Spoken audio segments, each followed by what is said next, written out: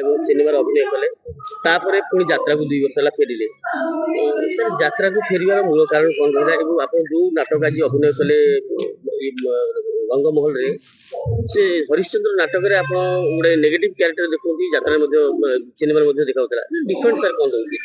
ପ୍ରଥମେ ସବୁ ଦର୍ଶକ ମାନଙ୍କୁ ନମସ୍କାର ସବୁ ଦର୍ଶକ ମାନଙ୍କୁ ନମସ୍କାର ସବୁ ମିଡିଆ ଭାଇ ମାନଙ୍କର ପ୍ରଣାମ। ପ୍ରଥମ ହଉଛି ସିନେମା ଜଗତ ଆଉ ଯାତ୍ରା ଜଗତ ହଉଛି ଆକାଶ ପାତାଳର ଫରକ। ସିନେମାରେ ବି ରଙ୍ଗ ବୋଳା ହୁଏ, ଯାତ୍ରା ବି ରଙ୍ଗ ବୋଳା ହୁଏ। ଆଉ ଏଇ ରଙ୍ଗ ସେଇ ରଙ୍ଗ ଭିତରେ ଫରକ ହଉଛି କି ସିନେମାରେ ରଙ୍ଗ ଗୁଡା ସବୁ କଟ କଟେକି ଲାଗେ ଆଉ ଯାତ୍ରା ରଙ୍ଗ ହଉଛି ଆମେ ଡାଇରେକ୍ଟ ରଙ୍ଗ ବୋଳିବୁ ଯଦି ରଙ୍ଗ ଏଠି ବେରଙ୍ଗ ହୁଏ ଜୀବନଟା ବି ପୁରା ବେରଙ୍ଗ ହେଇଯାଏ। ଯାତ୍ରା ହଉଛି ଡାଇରେକ୍ଟ ଆମେ ଫେସ ଟୁ ଫେସ ଦର୍ଶକ ସହିତ ଦେଖା ହଉ କଥା ମାନେ ଅଭିନୟରେ କଥାବାର୍ତ୍ତା କରୁ।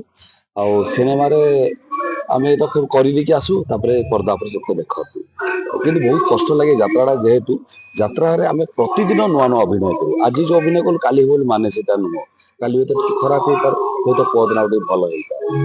ସାର୍ ଯୋଉ କଥାଟା କହିଲେ ପ୍ରତିଦିନ ଆପଣ ନୂଆ ନୂଆ ଅଭିନୟ କରନ୍ତି ପ୍ରତିଦିନ ମଧ୍ୟ ନୂଆ ଦର୍ଶକ ଥାନ୍ତି ଦର୍ଶକଙ୍କ ରୁଚିକୁ ଆଉ ନିର୍ଦ୍ଦେଶକଙ୍କ ରୁଚି ତାକୁ ଗୋଟେ କକଟେଲ କରି କେମିତି ମଞ୍ଚ ଉପରେ ପରିବେଷଣ କରନ୍ତି ଗୋଟେ ନିର୍ଦ୍ଦେଶନ ଗୋଟେ ପ୍ରକାର ଦିଆଯାଇଥିବ ଏବଂ ଦର୍ଶକ ଗୋଟେ ପ୍ରକାର ଡିମାଣ୍ଡ କରୁଥିବେ ଆପଣ ଚଳିତକୁ ନେଇ କେମିତି ସାର୍ ସେଇଟାକୁ ଫୁଟାନ୍ତି ମଞ୍ଚରେ? ଦେଖନ୍ତୁ ଆମକୁ ନିର୍ଦ୍ଦେଶକ ଶିଖେଇ ଦେଇଥାନ୍ତି ଶିଖେଇ ପଳେଇଥାନ୍ତି ଯୋଉ ରାଇଟର ହିସାବରେ ଲେଖା ହୋଇଥାଏ ତାପରେ ଆମେ ଯୋଉ ଅଭିନୟ କରୁ ସେଇଟା ଦର୍ଶକ ରୁଚି ହିସାବରେ ତ ଆମେ କରୁ କିନ୍ତୁ କଣ ହୁଏ କହିଲେ ଅଭିନୟ ଟାଇମରେ କେତେ କ୍ରିଏଟିଭନେସ୍ କଣ ବାହାରେ ଆମେ 5-6ଟି 8ଟି ଷ୍ଟେପ୍ ପର୍ଯ୍ୟନ୍ତ ଆମର ଭୁଲ ଭାଲ ହୁଏ। ତାପରେ ଯୋଉ ମାଝି ହେବା କଥା କୁହନ୍ତି ଆପଣ ମାଝି ହଉ ଯେହେତୁ ଆମେ ସିନେମା କଳାକାର ଆମେ ଆସୁ ସିନେମା କଳାକାର ଆମକୁ ବହୁତ କଷ୍ଟ ଲାଗେ ମାଝିବା ପାଇଁ ଟାଇମ ଲାଗେ। ତ ମୁଁ ଆଉ ଗୋଟେ କଥା କହିଛି ଦେଖନ୍ତୁ ସେପଟେ ଉତ୍ତମ ଭାଇଠୁ ଆରମ୍ଭ କରି ଅନୁଭବ ମହାନ୍ତି ଭାଇ ହୁଅନ୍ତୁ କି ଅରିନ୍ଦମ ଭାଇ ବାବୁସାନ ହୁଅନ୍ତୁ ଏବଂ ସୁପରଷ୍ଟାର ସେମାନେ ମେଗାଷ୍ଟାର ସବୁ ସେମିତି ଯାତ୍ରା ଜଗତରେ ମୁଁ ଯୋଉ ବର୍ତ୍ତମାନ ରଙ୍ଗ ମହଲ ଅଛି ସତ୍ୟ ସାରଙ୍କର ପାର୍ଟିରେ ତ ଏଇଠି ଯୋଉ ମୁନୁ ଭାଇ ଅଛନ୍ତି ପ୍ରତାପ ଭାଇ ଅଛନ୍ତି ଜୀବନ କବି ଭାଇ ଅଛନ୍ତି ଜିତାପ ଅଛନ୍ତି ଏମାନେ ସବୁ ଏଇଠି ମେଗାଷ୍ଟାର ସୁପରଷ୍ଟାର ତ ଏମାନେ ସହିତ ବି କାମ କରିବାର ଆମ ଭାଗ୍ୟବାନ କଥା ଏମାନେ କାମକୁ ଆମ ଦେହ ଥରେ ଏ ସତ କଥା ଆମେ ଆମ ପାଖରୁ ବହୁତ ଜିନିଷ ଶିଖିବାକୁ ଅଭିନୟର ସୁଯୋଗ ପାଇଲେ ନର୍ଭସ ଥିଲେ ନା କେମିତି କଣ? ବହୁତ ନର୍ଭସ ଆଜ୍ଞା କାହିଁକିନା କହିଲି ପରା ଏମାନେ ବହୁତ ସିନିୟର ଆଗରେ କାମ କରିବା ଆଜି ଉତ୍ତମ ଭାଇ ଆଗରେ କାମ କରିବା ଗୋଟେ ଆର୍ଟିଷ୍ଟର ଇଚ୍ଛା ଥାଏ ସୁପରଷ୍ଟାର ମେଗାଷ୍ଟାରରେ କାମ କରିବା ଆମର ଗୋଟେ ସ୍ୱପ୍ନ ଥିଲା ଯାହାକୁ ଆମେ କଲେଜ ଟାଇମରୁ ଛୁଆ ଟାଇମରୁ ଦେଖି ଆସିଥିଲୁ ତ ତାଙ୍କ ସହିତ ଆମେ କାମ କରୁଥିଲୁ ସ୍ୱପ୍ନ ଭାବିନଥିଲୁ ଆଜି ଆମେ ତାଙ୍କ ସହିତ କାମ କରୁଛୁ ତାଙ୍କୁ ଟଚ୍ କରିପାରୁଛୁ ତାଠୁ ବଡ ଜିନିଷ କିଛି ନାହିଁ। କେବେ ଭାବିଥିଲେ ଯେ ଆପଣ ଏଇଭଳି ବସିଆନ କଳାକାର ଭିତରେ ଅଭିନୟ କରିବେ ଯାତ୍ରା ମଞ୍ଚ? ଆଜ୍ଞା କଳାକାର ତ ଦୂରର କଥା ମୁଁ କେବେ ଭାବିନଥିଲି ରଙ୍ଗମହଲ ଭଳି 1 ନମ୍ବର ପାର୍ଟି ମୁଁ ଆସିବି ବୋଲି ଏତେ ବଡ ପ୍ଲାଟଫର୍ମକୁ ଓମ୍ ସାଇରାମ ବାବା ମା ଶାରଳାଙ୍କ ଆଶୀର୍ବାଦ ଯୋଗୁଁ ଜାଗାକୁ ପହଞ୍ଚିଛି ସିଏ ଲିଖିଛି କଣ ମୁଁ ଜାଣିନି ମୋ ଭାଗ୍ୟ। ଧନ୍ୟବାଦ ବି ଆମ ସାର୍ ସତ୍ୟ ସାର୍ଙ୍କୁ ଏବଂ ସମସ୍ତ କମିଟିର ସମସ୍ତ ମେମ୍ବର ମ୍ୟାନେଜର ସାର୍ ମାନେ ଜମା ଅଛି ବହୁତ କୋପରେସନ କରୁଛନ୍ତି ମତେ ଏଇଠି। ସାର୍ ଏଇ ଯୋଉ ଆଜିର ଯୋଉ ନାଟକ ହରିଶ୍ଚନ୍ଦ୍ର ଇଏ ଗୋଟେ ଭିନ୍ନ ଧରଣର ନାଟକ ଏବଂ ତା ଦେହରେ ଆପଣ ନେଗେଟିଭ ଚରିତ୍ର ପ୍ରତି ନାଟକରେ ଆପଣ ନେଗେଟିଭ ଚରିତ୍ର ଅଛନ୍ତି ନା କିଛି ପଜିଟିଭ ଚରିତ୍ର ନାଇଁ ହରିଶ୍ଚନ୍ଦ୍ରରେ ମୁଁ ନେଗେଟିଭ ଅଛି କିନ୍ତୁ ରିଭୁଲ କରିବିନି ଯେହେତୁ ନାଟକ ଦେଖିଲା ପରେ ଆପଣ ଜାଣି ପଛକୁ ବହୁତ କଥା ଅଛି ଆଉ ଏଇଠି 3ଟି ବହି କରୁଛି 3ଟି ବହିରେ ନେଗେଟିଭ ଖଳନାୟକ ମୁଖ୍ୟ ଖଳନାୟକ।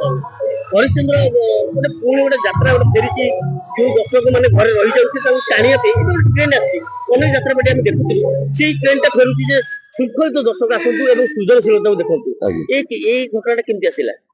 ଦେଖନ୍ତୁ ଆଜ୍ଞା ବର୍ତ୍ତମାନ ସିନେମା ଜଗତ କି ସିରିଏଲ ଜଗତ ବର୍ତ୍ତମାନ ସିନେମା ଜଗତରେ ବହୁତ ଲୋକ ସଂଖ୍ୟା କମିଗଲେଣି ବୁଝିପାରୁଛନ୍ତି ଯୋଉ କପି ପେଷ୍ଟ କଥା ପଡୁଛି ତଥାପି ଏବେ ଭଲ ଚାଲିଲାଣି ତ ବର୍ତ୍ତମାନ ସିରିଏଲ ଆଉ ଯାତ୍ରା ଗୋଟିଏ କଥା ନିହାତି ସତ କଥା ଆମେ ଆସିଛୁ ସିରିଏଲ ଯାତ୍ରା ଜଗତ ଗୋଟେ ହଉଛି ମୋ ମତରେ ମୋ ହୃଦୟର କଥା ହଉଛି ଯାତ୍ରା ହଉଛି ଲକ୍ଷ୍ମୀ ଭଣ୍ଡାର।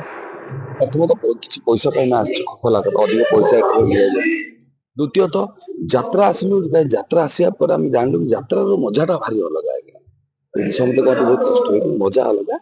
ଆଉ ହରିଶ୍ଚନ୍ଦ୍ର ନାଟକ ଯୋଉ ଆପଣ କହିଲେ ହରିଶ୍ଚନ୍ଦ୍ର ନାଟକ ଲୋକକୁ ବାନ୍ଧି ରଖେ ହରିଶ୍ଚନ୍ଦ୍ର ନାଟକ ବନେ ଆର ପୂର୍ବ ନାଟକ ଆର ବର୍ଷ ମୁଁ ଦେଖିଥିଲି କଟି କଟି ଡବଲ କଟି ତ ଏଇଠି ଆକ୍ଚୁଆଲି କଥା ହଉଛି ଯୋଉଟା କହନ୍ତି ନା କି ଗୋଟେ ଭଲ ଅନୁଷ୍ଠାନ ଚାହିଁକି କିଛି ଭଲଗାଡ ନ ହଉ ପରିବାର ପାରିବାରିକ ନାଟକ ହଉ ସାମାଜିକ ନାଟକ ହଉ ଯୋଉଟା ଆଗରୁ ହଉଥିଲା ଦର୍ଶକ ମାନେ ଆସନ୍ତୁ ତାଙ୍କ ଛୁଆ ଦେଖନ୍ତୁ ନାତି ପୁଅ ଝିଅଠୁ ଆରମ୍ଭ କରି ନାତି ନାତୁଣୀ ସବୁ ମିଶିକି ଦେଖନ୍ତୁ ସେଇଭଳିଆ ସେ ସୁନ୍ଦର ପାରିବାରିକ ନାଟକ ଯାହା ନାଟକ ଦେଖିବା ପାଇଁ ହେଉନି ଏଠିକି ଶିକ୍ଷା ବି ମିଳୁଛି। ଗୋଟେ ଭାଇ ଭାଇର ସମ୍ପର୍କ ଦେଖା ହେଇଛି। ଗୋଟେ ଭାଇ ତାର ନିଜ କଷ୍ଟ ସହି କେମିତି କଷ୍ଟ ଦୁଃଖ କଷ୍ଟ ଥିଲେ ମଧ୍ୟ ରୋଗୀ ହେଇକି ମଧ୍ୟ ସେ ପରିବାରକୁ କେମିତି ଏକାଠି କରୁଛି। ତାପରେ ତା ଭୁଲ ବୁଝିଲା ବେଳକୁ ସେ କହନ୍ତି ନିଜେ ସେ ଭାବିଲା ବେଳକୁ ଆଉ କିଛି ନଥାଏ ଶେଷ ସେଇ ଏ କଥା ଗୋଟେ କଥା ଏବେ ଦେଖ ଯୋଉ ବସିଆନ କଳାକାର ତାଙ୍କୁ ନେଇକି ନାଟକ ରଚନା କରାଯାଉଛି ଏବଂ ତାଙ୍କରି ନାମରେ ବହି ମଧ୍ୟ ତିଆରି ହେଉଛି।